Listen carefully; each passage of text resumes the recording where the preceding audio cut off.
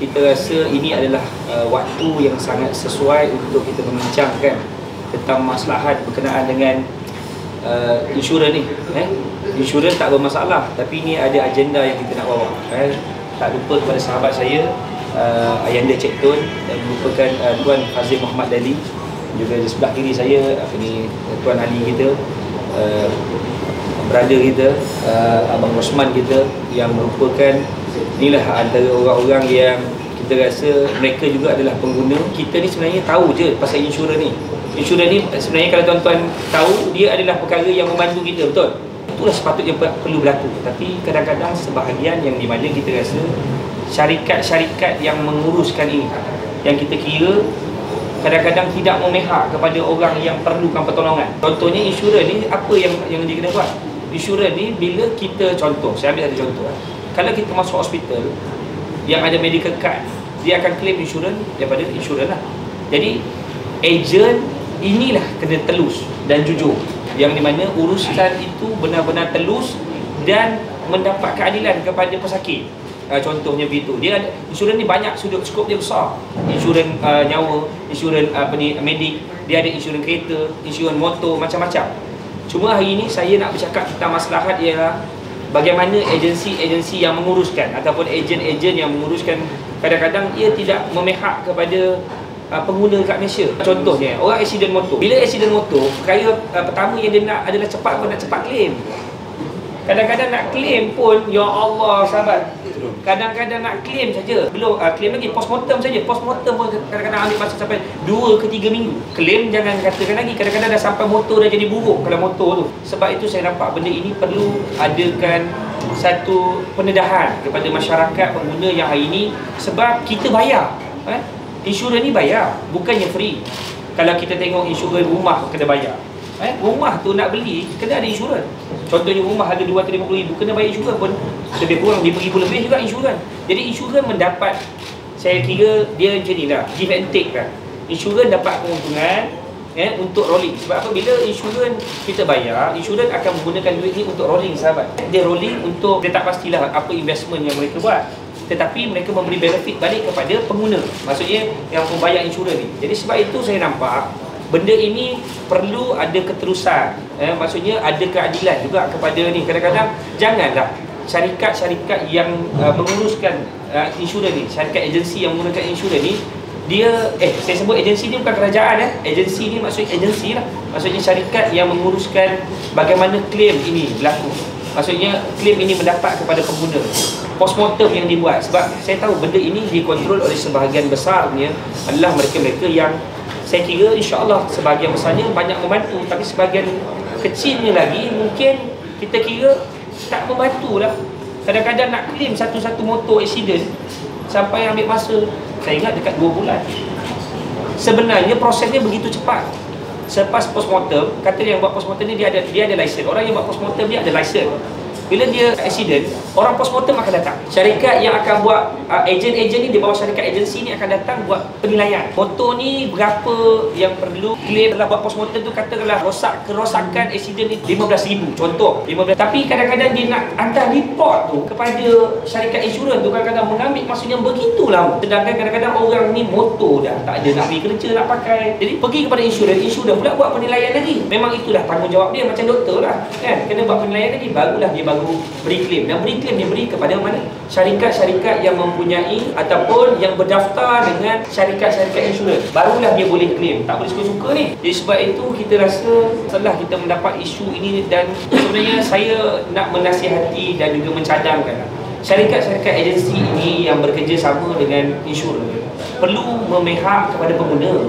Sebab pengguna hari ini kadang-kadang kita rasa tidak dibelahi, maksudnya tidak dibantu.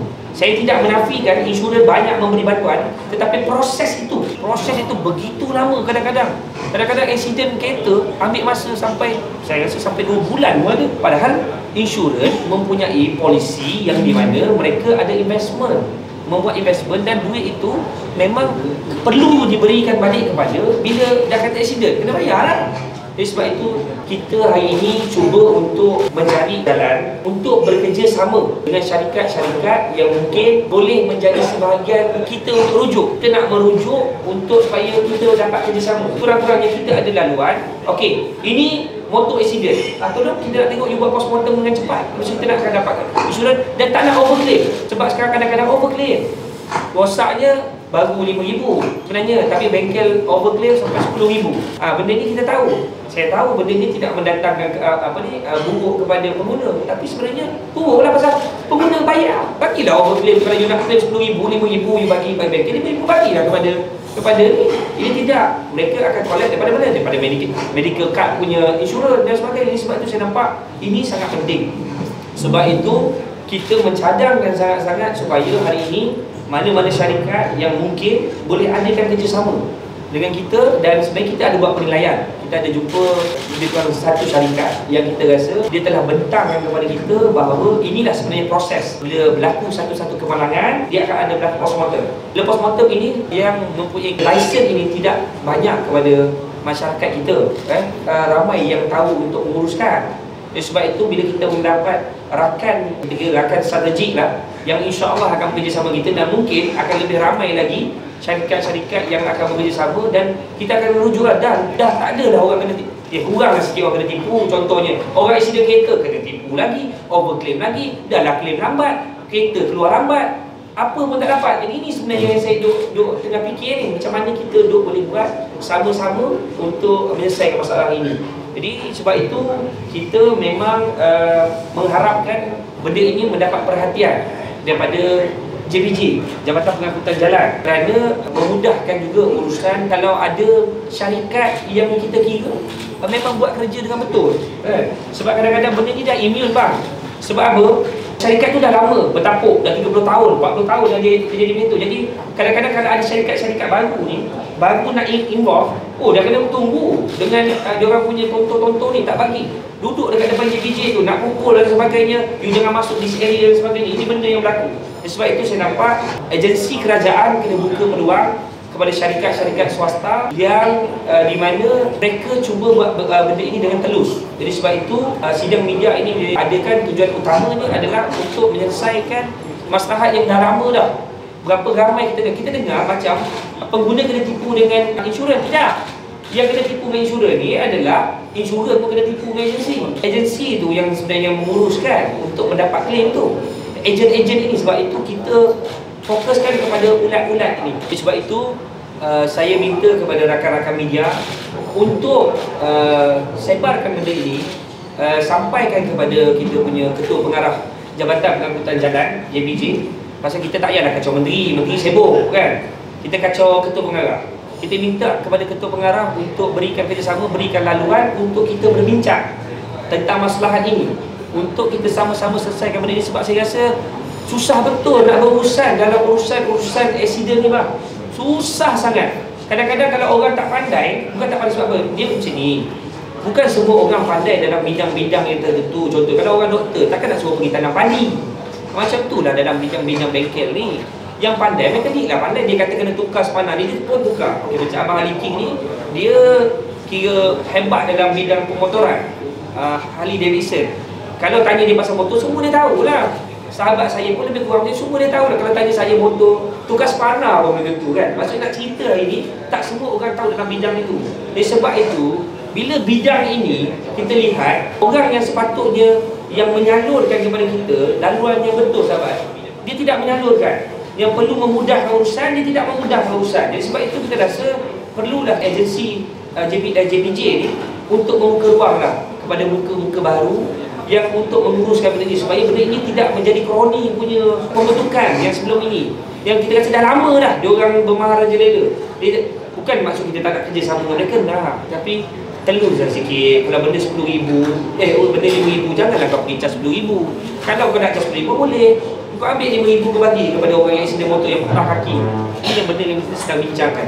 Jadi insya-Allah kita merayu juga kepada kita punya kementerian untuk tengok apa dia benda ni, supaya Ketua Pengarah dan juga pengarah-pengarah ni ketuk-ketuk lah sikit kepada agensi-agensi ni yang jenis rasa besar sangat kepala ni. Saya sebenarnya sudah 18 tahun berada di dalam khidmat insurans Dan 4 tahun untuk bahagian tuntutan motosikal kenderaan, dan insyaAllah kita akan meneruskan untuk tuntutan bahagian cermin kerosakan kemalangan dan juga bengkel kenderaan untuk kenderaan pacuan 4 roda. Okey, saya bila kita nak mengembangkan perniagaan, selain daripada saya khususnya untuk mengutamakan perniagaan di kawasan utara Malaysia daripada Perlis, Kedah, Penang dan juga Perak, saya berhenti pada tahun 2020 sebelum bulan 3 menjelmanya COVID. Jadi selepas tu saya nak meneruskan, sebenarnya banyak aspek-aspek yang menghalang saya untuk menjalankan perniagaan, terutamanya daripada satu segi nak berunding dengan orang susah kan, sangat susah. Sedangkan benda tu sangat mudah. Sedangkan kita tak mohon ke apa-apa benda yang pelik, tetapi khususnya dekat sini nak cakap legal dengan illegal tercampur sekali dalam perniagaan. Jadi khususnya saya panjangkan proposal ni kepada semboyan dan pihak semboyan daripada Tuan Ketua Yusuf Azmi melihat sendiri agenda-agenda ni terbabit juga daripada segi aduan. Jadi kami ambil keputusan untuk bagaimana untuk menyelesaikan masalah pengguna yang sedia ada. Tetapi saya hanya boleh menjalankan tanggungjawab itu di utara Malaysia. Bagaimana kami nak menjalankan perniagaan itu di seluruh Malaysia? Itu yang tertanya dan akhirnya kami dipanggil untuk menghadiri kerjasama hari ini, insyaAllah.